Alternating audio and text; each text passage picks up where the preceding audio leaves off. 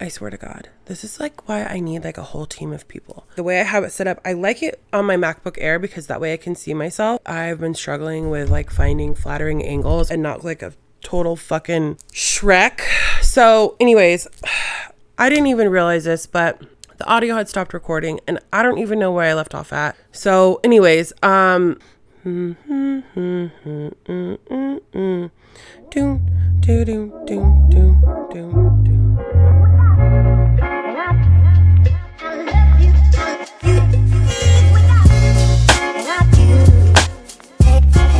episode of Don't Quote Her. This is episode 5. Yeah, I think. I'm going to say 5. I think it's 5. Season 2, episode 5. I wanted to start off at the top because for like the rant, and not so much people that I know reach out, but people that I don't know reach out and ask a lot of questions, or they ask where I learned to do certain things. I wanted to share at the top of the episode. I created a Patreon. It is a work in progress. With that being said, that is eventually going to be the hub of everything. Don't Quote Her. Everything. I'm uploading outlines. I'm uploading links. I'm uploading unedited episodes. I'm uploading, it's a subscription service. So like there's 2 tiers that you can subscribe to. The one that is, in my opinion, going to be like the fucking killer. You're going to have voice notes. You're going to have access to basically everything on my laptop. So I'm just going to share how I got started. I mean, I'm talking even going back to when Brittany and I started this together. You will have access to everything. So head over to Patreon, search for Don't Quote Her. Even if you're not a subscriber, there's still some stuff that's like free on there that I don't post on social media. The thing about social media is I'm really trying to get like my head wrapped around it. Yeah, I've been saying this since like season 1, but it's a full fucking time job. Like, it's insane to me, like the amount of energy that goes into creating content and editing and creating content ideas. And honestly, it's like, it's insanity. But yeah, so head over to Patreon. So the last episode, I told you guys that I was going to take you on my dating journey. I'm going to be posting about it on my personal TikTok, so stay tuned for that. I have been down bad with a sinus infection for the last almost 2 weeks. The previous episode that I recorded in the voiceovers that I also did, if you tune into my social media, I recorded when I was sick. And I feel like that is so obvious. I sound like a man. I sound like a toad. It is terrible. But I just don't like the idea of skipping an episode. So, and I record at home. If you're watching this, obviously you can tell. So I haven't really been too active on dating apps because there have been men that are like that. Okay, well, let me start over. I changed my prompts. So I have new prompts. Hold on. I'll redo my new prompts. Oh, this guy's so cute. Oh my God, what is he, a firefighter? This guy literally matched with me and he said, "Hey, exclamation point. I'm not quite a full-blown smoke show yet. More so a kindled campfire right now, but I've dropped 65 pounds and I'm still dropping weight. I'm definitely cute, but wait until I get shredded." Man, some of you guys are so cute. If you've seen him though, he's completely not my type. But okay, whatever. Well, we'll go back to that. I get so distracted. Okay, so if you tuned in the last episode, you heard about my hinge prompts. I'm not going to repeat them because, frankly, I don't know what they were. I don't remember. And also, just go back and listen to the episode. With that being said, I changed the prompts. And, well, first, I got on social media, of course. You have to do your research. And I looked up some reels of some women that were sharing like what they changed their hinge prompts to get some, I'm using air bunnies here, people, if you're not watching, quality matches. I mean, I'm just going to be honest with you from the top. It's a dating app. I have zero expectations. With that being said, I changed them anyways because I think, one, if you know me personally, you know that I'm incredibly sarcastic, and it's honestly part of like my love language. Like if I don't fuck with you, you're not going to get that side of me. But I also, it's like my way of flirting, which is coincidentally what this episode is about. And I've just realized that it's probably not the best way to flirt with strangers, because I feel like some men take it as a competition, the way that my hinge prompts were set up before. And I don't like that. So Anyways, that's why I changed them. So now the first prompt is I'm looking for ... And I put so blatantly, and this was suggested via TikTok, intention, flowers, real dates. I don't need more friends. And I'll be honest with you guys, I don't. My second prompt is the best way to ask me out is by flower delivery and a dinner invitation. So cutesy. Who would have thought? And the last one, which is so funny because it's right above a video of me quite literally belt squatting like 700 pounds.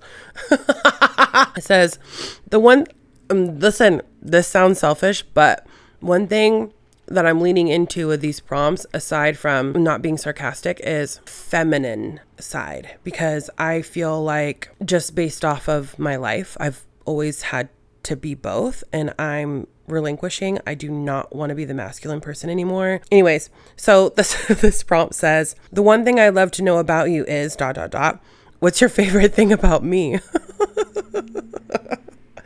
I love that. Anyways, so I've changed the Hinge prompts. I will say this. I have received like wholesome ass men, which I don't think I was receiving before. Before I was receiving like a lot of like, I don't know, subpar men, like just like the way that they looked even.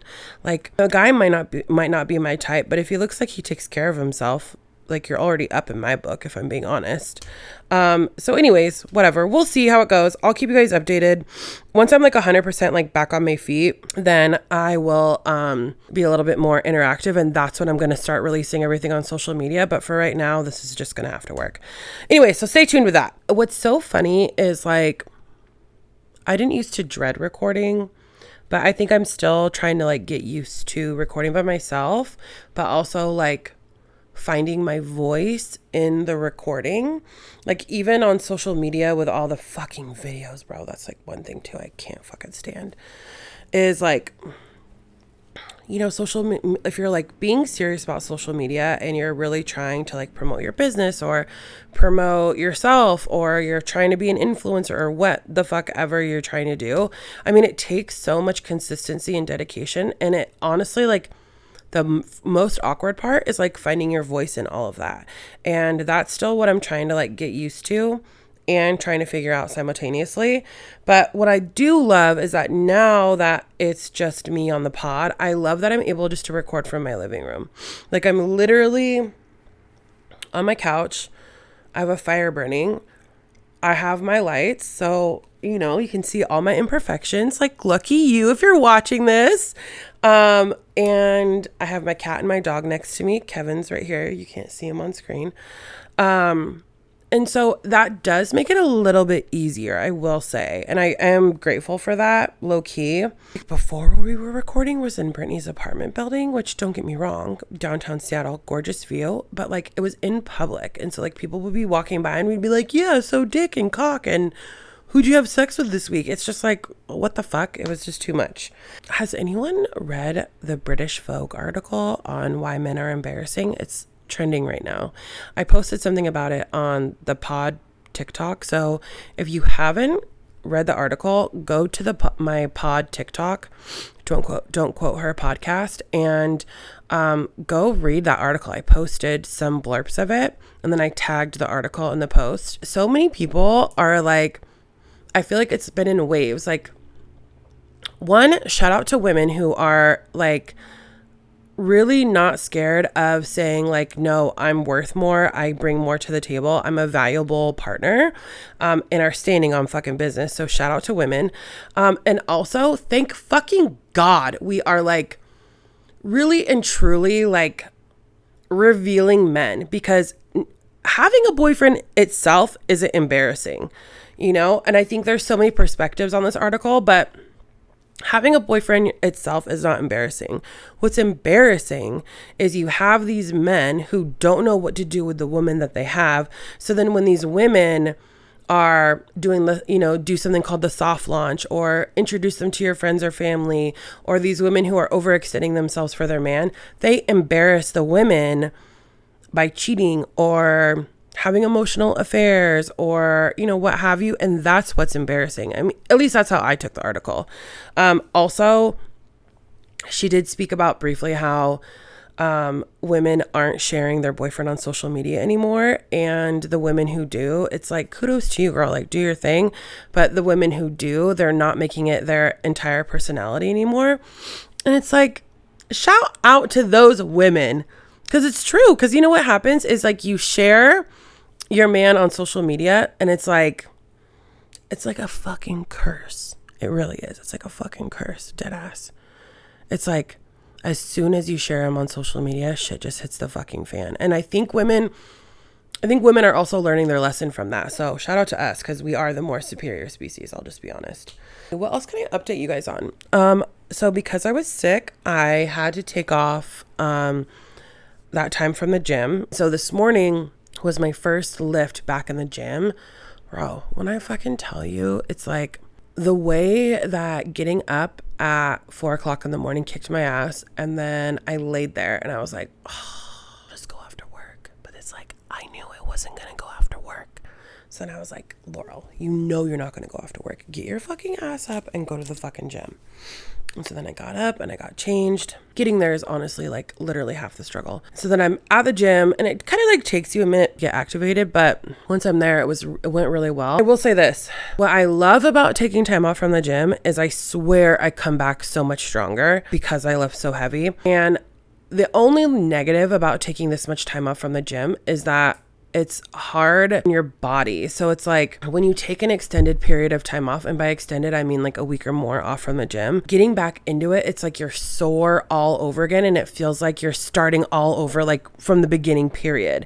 And so that's a little bit tough, but I'm just hoping that I continue to recover from the sinus infection, because I hate feeling like I could and should be doing more, even if I feel like shit, you know? So anyways, I updated you guys on my Hinge profile. I updated you guys on the gym update. I talked to you guys about the British Vogue article, blah, blah, blah. This episode, this unfiltered file is about flirting and how I'm pretty fucking terrible at it, right? Or here's what made me want to record this episode. Sometimes you know what I need to do is I need to just like keep voice notes to myself, like record it while I'm out. Because this is what happened. I'm at work and I'm like, I need gas.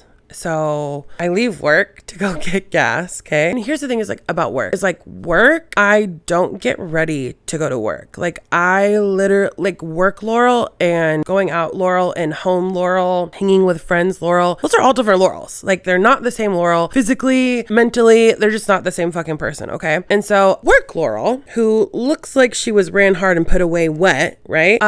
Goes to the gas station, and I'm at the gas station and I, go into the gas station because because I wanted to get almonds.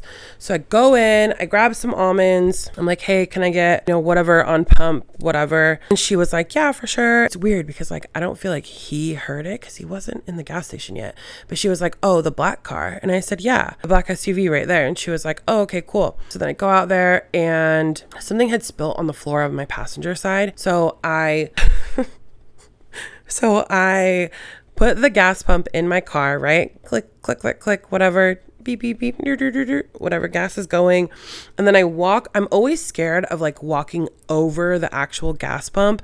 Like I don't know why, but I'm so clumsy and I'm always so scared that like, it's like an irrational fear of mine. I'm always so scared that I'll like knock out the gas pump from my car and gas will go everywhere. And then it's like, I'll start a fire and then the gas station will blow up. It's just like, so anyways, I walk around the entire pump, come to my passenger side from the opposite, like from the other side of the pump. You know what I mean? Open up my passenger door. I'm taking out my mask or whatever. And I'm using like the thing that cleans windows.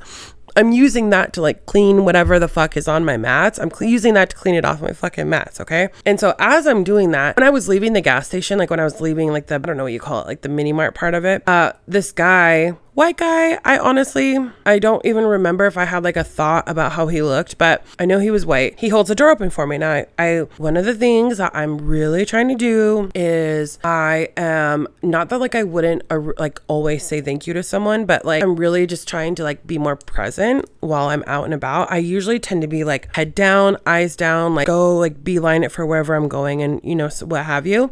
And so like part of me trying to like meet people out in the wild is like I'm lifting up my head, I'm smiling, I'm not having that resting bitch face, whatever, right? So that's just always cognizant in my mind, always. So I like looked up at him, I said thank you, and I smiled, and I walked out, and then I go and I continued to do this shit with my car, right? So then he pulls up. He also, I think it was an Infinity. It looked brand new. He pulls up in front of me, and he's like, I'm facing the gas station, so he basically essentially pulls up behind me, and he like honks his horn, and it gets my attention, but it like low-key kind of rattles me. He's like, honk, and he rolls down his window, and I like look out, and I'm like, what? I didn't say anything, but my face said, what's up? And he was like, so is it hard to like keep your black car clean during winter? And I was like, what? He was like, is it hard to keep your black car clean during winter? And was like laughing about it. And I was like, oh, ha, ha, ha, yeah. Like, I don't fucking know. I'm so weird. And then like I turned around and I ran smack dab into my fucking car door. Like I'm so surprised that I didn't fucking tear the door off my car. And then I turned back around and I'm like, haha, yeah, I just don't even like wash it during, when the rainy season or whatever. It just rains every other day. And he was like, oh yeah, I know, I feel your pain. And I was like, all right, well, bye. I just was like, after that interaction, I just kept thinking about it. And I was like, first of all, you almost took your own fucking passenger door off. Cause like, that's how nervous you were. Second of all, you didn't even think this person was attractive. Third of all, what the fuck were you saying? Like, what? Like, I honestly, I have no fucking words. And the thing is I wish that I could say that this was a one-off situation, but it is not a one-off situation, okay? When I was seeing someone who was living in Texas last year, and that's a whole different episode, let me just be honest with you there. But he lived in Texas, home of the AI, okay? Because those men do not even look fucking real, okay? And I was with Brittany at the time. She came, oh, that's right. So she came down there with me on one of the times that I went down there when I went in July. And when I went down there, me and my boyfriend broke up, okay? So like you can imagine, I was a fucking wreck. So that probably didn't help the situation. But we were driving from a restaurant like back to our Airbnb, and we passed by this club that was letting out, and it looked like the people that were in the club were so fucking young, but the bouncer did not look young. So we pulled, I think, what did we get? What kind of car did we get?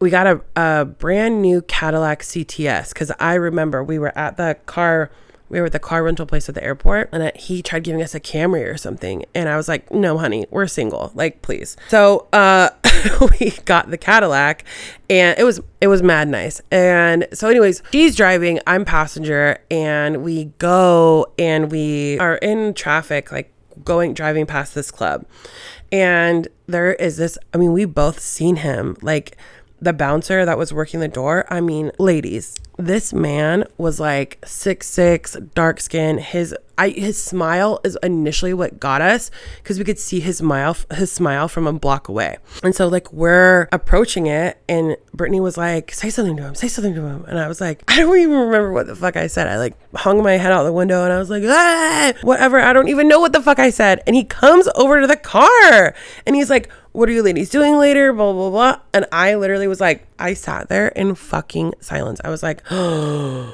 my God. He was like, what are you? And he like tapped my shoulder. Like he came and he like leaned up, in the window, and he like tapped my shoulder. He was like, hey girl, like, what are you doing? What are you doing later on? Da, da, da, da. And I was like,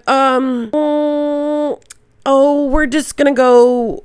I literally think I said this. I remember we got chicken wings, and I think I literally said, we're just going to go back, get in our pajamas and eat chicken wings. What are you doing later? Hello? It's like,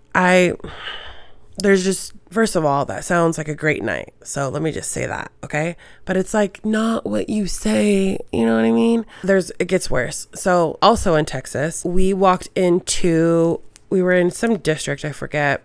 And we were meeting someone that Brittany had met while we were down there. And we walk into this restaurant, and it's a restaurant and a bar. Like the bottom half was a restaurant, but the rooftop and like the second floor and the rooftop were a bar. And I walk in, and we're just kind of like, I think Brittany was ahead of me, and we had to go by the kitchen to get up the stairs to go up to the second floor and then the rooftop.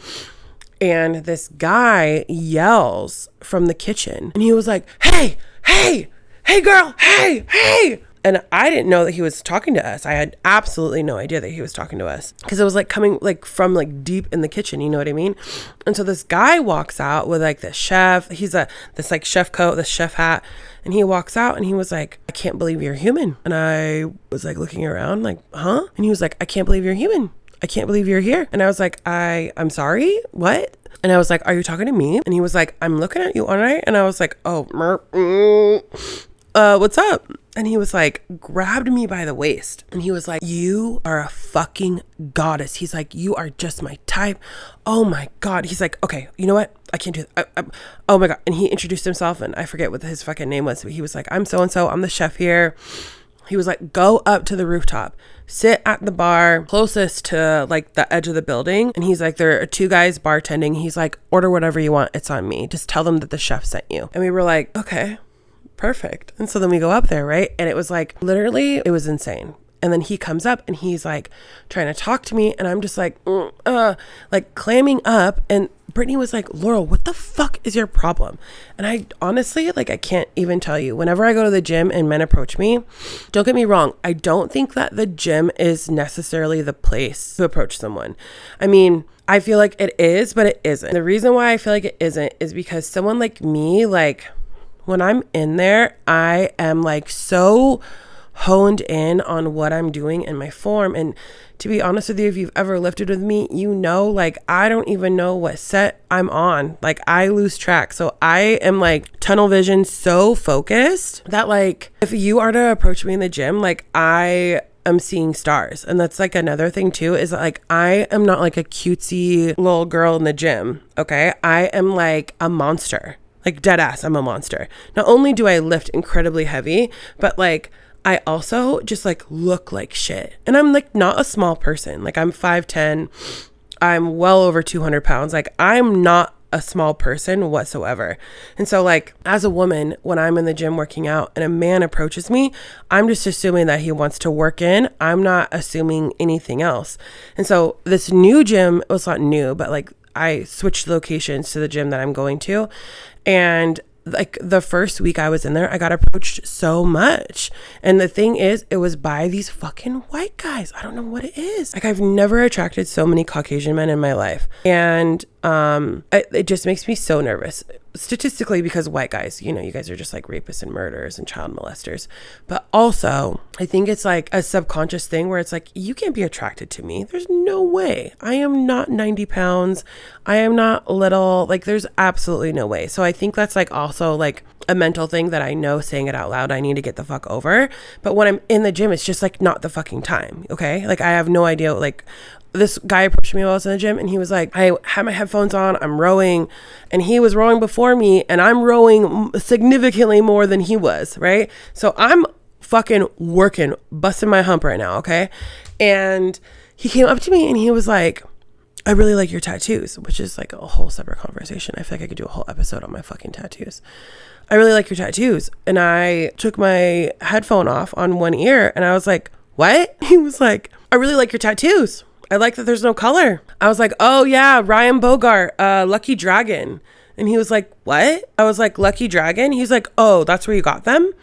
And I was like, yeah. And he was like, oh, I don't think I'll ever get tattoos, but I really like yours. And I was like, oh, thanks. He's like, my brother has a lot of tattoos. And I was like, I could give a fuck. Like, what's up? And, you know, like, okay, cool. And I like put my headphone back on, and he was like, so like, did they hurt? And I'm like, bro, really? The thing is like, if I was like, at the time, I really wasn't open or receptive to like dating. This is a couple months ago.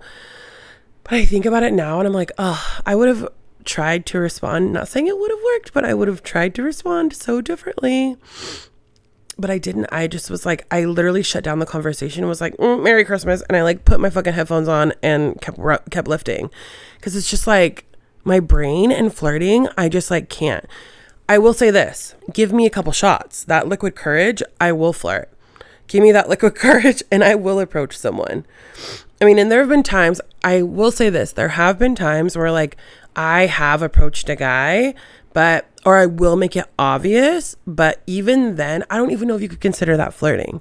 Like making it obvious that like I'm into you, is that flirting? I don't really know. It's hard to say. So like, here's my thing. I guess the moral of the story of this episode is like, how do you flirt? Right? Is it eye contact? Is it like just approaching someone? Like if you're a woman, like how are you flirting? I try and like, maybe this is the problem is like I try too hard, or maybe it's that like I think I'm trying too hard, and so then like I'm thinking too much about it, and so like I come off very robotic. It's just like, I don't know, and I'm so awkward, I get so frazzled. But here's the thing, here's the kicker. If I don't think that you're attractive, I don't get nervous. Okay. So if you're like an ugly gremlin, I'm totally okay flirting with you. It's now that I'm saying this out loud, maybe it's rejection. It's the really attractive ones that I'm like, ooh, Merry Christmas, Happy Birthday. So like, maybe it's just like a rejection thing. Honestly, that's probably what it is. If I know myself, that's exactly probably what it is now that I say it out loud. It's so funny. I mean, it's not funny, but it's a little bit funny. Well, if you follow me on social media, I do this like voiceover series, and literally the voiceover series really truly is like pulling from my diary, my journal entries. Like I go back and I look through things that I've written, reread some of the things that I wrote. And this most recent one is about how awkward I am and flirting and like the ins and outs of dating, and I just don't even know anymore. Like, and maybe that's the fun in it, is that I am figuring out my dating style. I feel like I'm like refiguring out relearning. I think I'm relearning everything right now. And that's just like the era that I'm in. Like I'm relearning how to really lean into be alone. I'm relearning what's important to me. I'm relearning how to flirt. I'm relearning, I think, the truths about myself.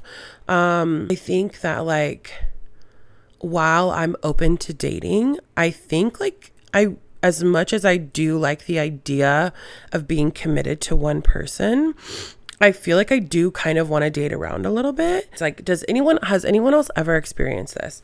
Where like you tell yourself, like you have conversations with yourself and you're like, okay, I'm not going to do this. I'm going to focus on this, or whatever that may be. And then it's like, as soon as you say it out loud, it's like all those things start coming up. It's almost like the universe is testing you to see if like how serious you really are.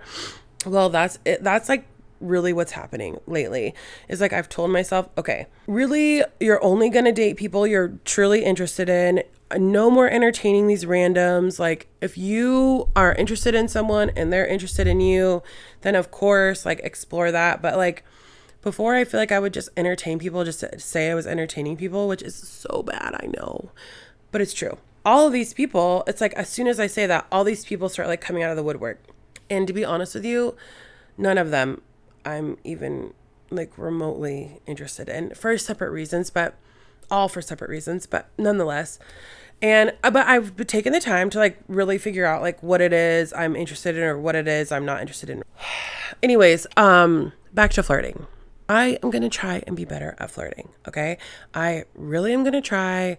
I'm not going to be obvious about it. And don't get me wrong. Like I do, like if I'm flirting with someone and I'm interested in them and they're in front of me, like, you know, I'll touch them, or I'll laugh at all their stupid fucking jokes, or I'll give them a compliment. But it's like flirting out in the wild where like you're not expecting it. That's what I'm bad at. And that's what I need to work on.